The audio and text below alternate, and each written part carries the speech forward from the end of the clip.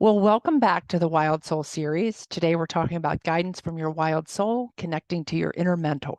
This is video number 3 in the series.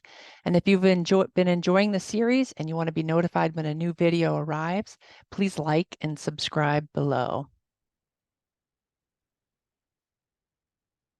So how does your inner mentor deliver wisdom for you? Rumi said, walk on the way and the way appears. Last time we talked about the acorn theory, how each one of us carries the DNA within us of who we are meant to become. And our unique desires and dreams call us to live them out. They're quests. They create a pathway. And on this pathway, we always have access to our inner mentor for guidance. To access guidance, however, we have to develop the skill of receptivity, how to listen, how to hear, how to interpret. But we may carry blocks to being receptive. So let's talk about a few of those blocks. One is a history of spiritual abuse with obedience demands.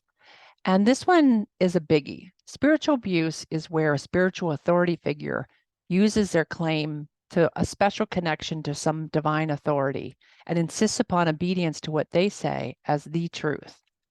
Their guidance then is later found to have a strong component of self-interest and probably exploitation. Many of us are familiar with stories of this in the newspaper. The yoga guru, the pastor, the priest, perhaps even a parent or a new age spiritual teacher that has abused their position to harm others and to recruit followers. And what they're doing is they're hijacking your reasoning centers. They want to trigger automatic obedience and prevent you from having the time to think and distracting you from discernment, from seeing what's really going on. Over time, this erodes our trust in ourselves. And when we wake up from the experience, it erodes our trust in authority figures. If the mistrust is severe enough, it can interfere with a healthy receptivity. So learning to forge your own sovereign direct access will help you heal that injury. We talk about the process of discernment in a later part of the series, but for now, I want to emphasize that your inner mentor is devoted to you. The mentor is there for your well-being only and will never demand that you obey. It may emphasize a message, but in my experience, it will never ever engage in coercion or control. It will not engage in shoulds, guilt trips, manipulations, nor will it induce anxiety or fear, all of which are red flags for control. Your inner mentor will not interfere with your free will. It simply provides information and guidance. You almost always have time to question the guidance you receive, and I encourage you to do so. The second one, believing there's a right way or a wrong way to do it. Do I have to pray or meditate? Do I have to do it right to get guidance? No, this is completely natural. If meditation works for you, great. I get guidance while walking, so I take index cards and a pen with me. 3, believing that you must be special to receive guidance. So let's unpack this just a little bit. Believing that you have to be special to receive guidance. Historically, these skills have been ridiculed, the skills that we're going to talk about, and sometimes punished. And so we learn to forget them. But we're all wired for this receptivity. It's natural. 4, feeling foolish or childish, unsure if it's real guidance or just my imagination. So we're going to talk about later on about how to recognize what's real and what's not in a later video. But in the part about feeling awkward, small, or foolish, anytime we're learning a new skill, this is a common experience. Most people feel foolish or awkward in the beginning. But I want to draw a contrast and distinguish between childish and childlike. We do want to encourage the child's mindset of curiosity, openness, and wonder. And we want to combine that with the adult skills of reasoning and discernment. You need both to hear and follow the call of your wild soul. And the last is entrenched passivity. No mentor in the real world will take on a mentee who is doing nothing. Their job isn't to get you off the couch, it's to help you navigate. And it's the same with your inner mentor. You want to start somewhere, anywhere. Doesn't have to be big. Just one foot in front of the other. Just do something, anything. And then once you're moving, then be open to guidance.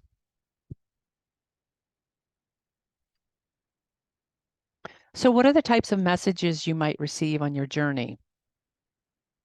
Well, what would be helpful? Inspiration, right? Maybe an idea, a suggestion for a possible direction. Insight, understanding, something about our situation, something about the nature of what we're seeing would be helpful. Navigation directions, shortcuts, paths that have something that may be useful for us. So suggestions about directions. And then the last one is warnings. Stop signs, yield signs, road closed signs, that sort of nature. So how do we receive guidance? What are the forms? You know, in real life, we receive messages by the post office. We receive it email. We may hear it via the phone. We may receive it via video. But how does the soul deliver messages? So I've listed 10 different ways that we receive messages from our wild soul, our inner mentor. And while you may be familiar with some of these terms below, such as the clairs, the clairvoyant, clairaudient, that sort of thing, this isn't about being psychic about other people or future events. It's strictly about being able to receive guidance on your path. So today I'm going to cover the first 6 on this. The clairs. We have clairvoyant, which is clear seeing. We have clairaudient, which is clear hearing. Clairsentient, which is clear feeling. Clairgustant, which is clear smelling. Clairalliance, which is clear tasting. And claircognizant, which is clear knowing. On the following video number 4, I'm going to cover the last 4 types: synchronicities, opportunities, blocks, or delays, and dreams. But for today, we're just going to do the first 6. So let's start with clairvoyance, clear seeing. The soul's language is most often symbolic rather than literal. It uses images, pictures, metaphors, symbols to communicate. If you think show and tell, it's the show portion of it. So an image may arise that has universal meaning. So for example, stork has a universal meaning. It generally is related to birth.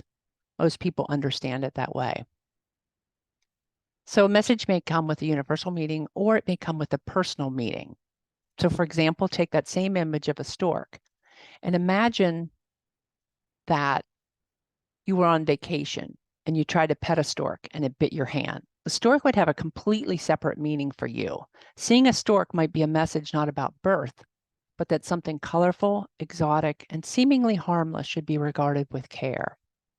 Clear seeing may be a literal image that flashes in front of you. You may see it, may appear to be outside of you, or it may be an image that appears in your mind's eye. The impression of an image, say a stork or a feather or something like that. So one form's not more valid than another. It's the message that's important. Clairaudience. This is clear hearing. And this experience is like receiving a short dictation. You hear a phrase, a sentence, a tune, a song title, a familiar noise, perhaps even an unfamiliar sound that leads you to research it. A message could sound like it's coming from outside of you, or it could sound like an inner voice. It's dictating a message. Generally, it's short and to the point. Again, as with clairvoyant reception, the message can be literal or a symbol of something larger. So, for instance, hearing a familiar tune might cause you to pull up the lyrics of that song and the meaning of it.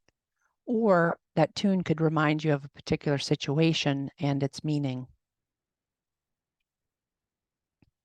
Clairsentient, clear feeling.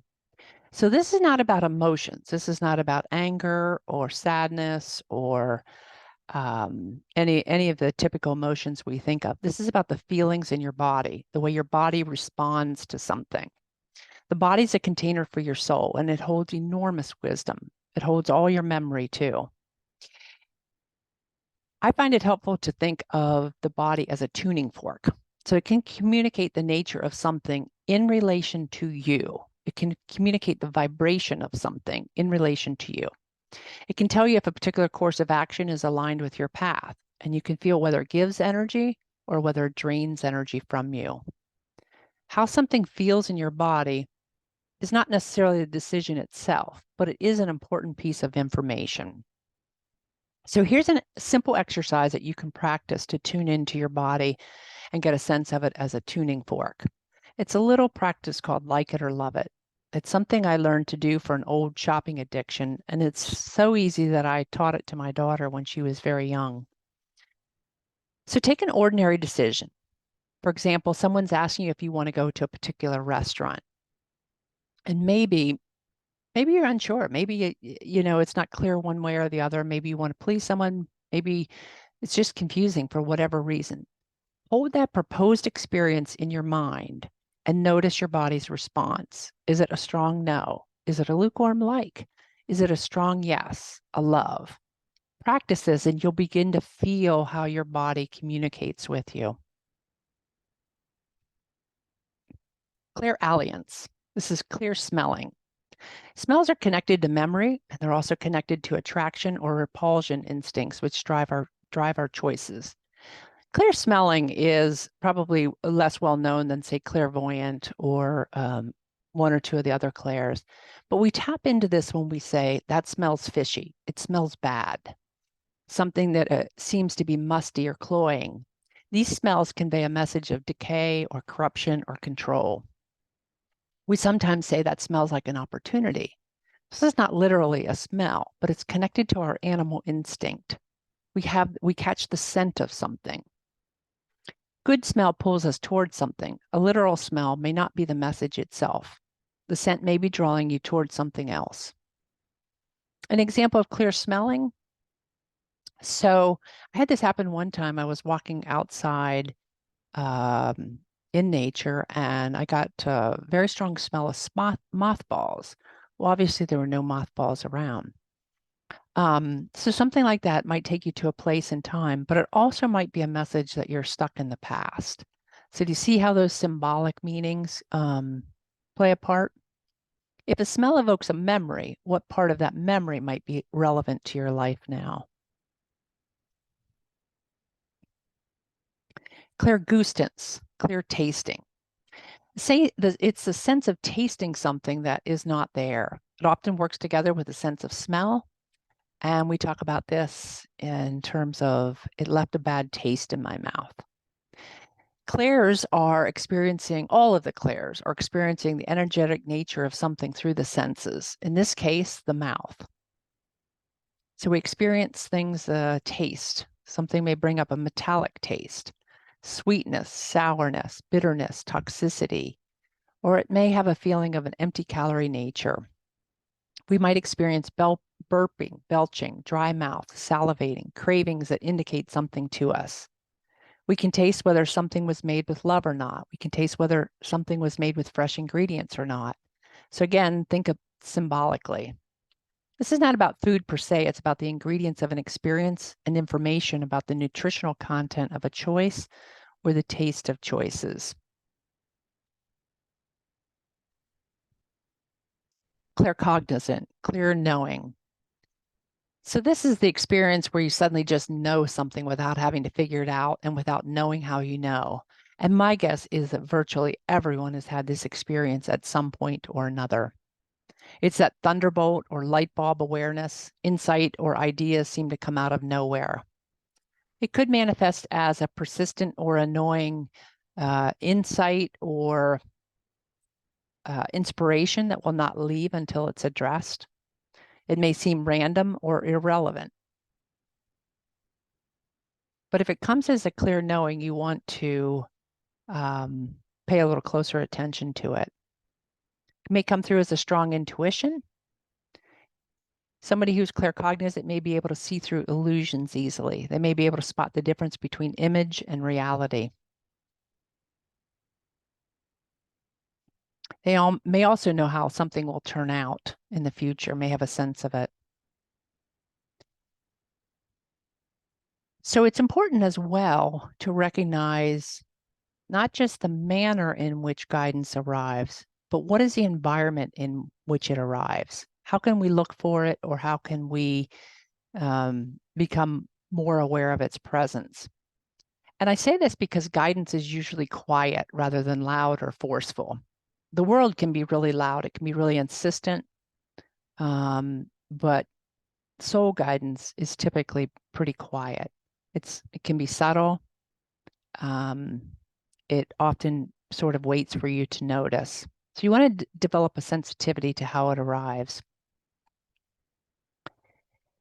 It arrives when you're already moving, as I mentioned in the first slide, but it's certainly worth mentioning again. Take initiative, take a step, start walking in some direction, and literally moving helps as well. So go for a walk in nature, free your mind to receive. It arrives to a calm mind. And this is one of the ways I distinguish guidance from my monkey mind.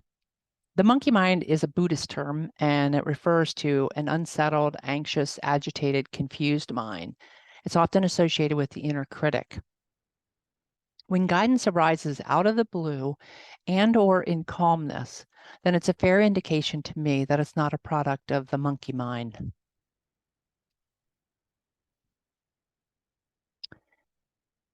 Guidance often arrives out of the blue, even when you've asked. So let's say you've been ruminating on a question, you've been trying to figure something out, and maybe you formulated a question and ask. In my experience, it still has its own timing. It rarely arrives right in the moment when you ask. It appears when you're relaxed, appears when you're not focused on getting an answer or a specific answer. And I suspect that that's because those are the conditions of the open mind, the empty mind. So if you have a question that you're seeking guidance around, just ask and let it go. It will arrive seemingly out of the blue when you're walking or daydreaming or not thinking about anything in particular. Guidance is most accessible to the child mind when your mind is open, curious, full of wonder, and delighted by surprises. And it's often surprising. There's a bit of a trickster energy to guidance from the wild soul. Sometimes it speaks in a riddle that you must contemplate, and sometimes the answer seems out of left field, like, what does that have to do with anything? And it becomes apparent later. In the future, you probably find that it turns out to be an ingenious solution that you'd never thought of, which is perfect, right? I mean, you're asking for guidance because your conventional mind couldn't see any solution. So don't be surprised if it's surprising or kind of odd. So if you want some real life examples of what this guidance looks like, how it arrives, and how it is interpreted, you can check out my award-winning memoir, From Plane to Plane. In it are examples of clairvoyance, clairaudience, claircognizance, synchronicities, opportunities, blocks, and delays. And one of the reasons I wrote it was to show this path and to demonstrate that if a child can receive and interpret guidance, anyone can. You can find the book on Amazon in book, Kindle, and audiobook form. And there's a direct link on my YouTube channel. My friend and mentor, Marty Hughes, told me years ago that guidance always arrives in advance of need. And I still remember her saying it. It was one of those aha moments that made so much sense. And when I look back on my own experiences, this is certainly true. Sometimes the guidance came in at the very last moment, almost right in the moment. But I had one experience where it came at least 10, maybe 15 years ahead of when I needed it. And I looked around, I was like, I don't know what this has to do with anything. But it was crystal clear that I was to remember it, and I wrote it down. And then it became apparent later on what it applied to. And this brings me to my next point. Start a journal of discovery. Take notes about your guidance. And there's two reasons for this. One, it forges a conscious relationship between you and your wild soul, your inner mentor. It shows you're serious about receiving wisdom, that you're a serious mentee. And two, messages are often fleeting. You're sure you'll remember, but they slip away quickly. It's just seems to be the nature of it. So writing helps you to remember, and it helps you to notice patterns. Take notes. The patterns are valuable blocks of information. So we have clear seeing, clear hearing, clear smelling, clear feeling, clear tasting, clear knowing. Play around with these clairs and just see which are your primary wisdom receptors. Don't worry about having to develop all of these skills, but I would ask you to experiment with all of them to see how you receive most naturally. As I mentioned, clairvoyant, clairaudient, clairsentient, and claircognizant are the primary forms of messaging for me. I have occasionally experienced messages via smell, but I don't think I've ever experienced clairgustance. And if I have, I don't remember. So again, the point is that you don't need all of them. You don't even need most of them. You just need to be able to receive in one form or another. So before our next time together, see if you can remember a time or times when you did receive guidance.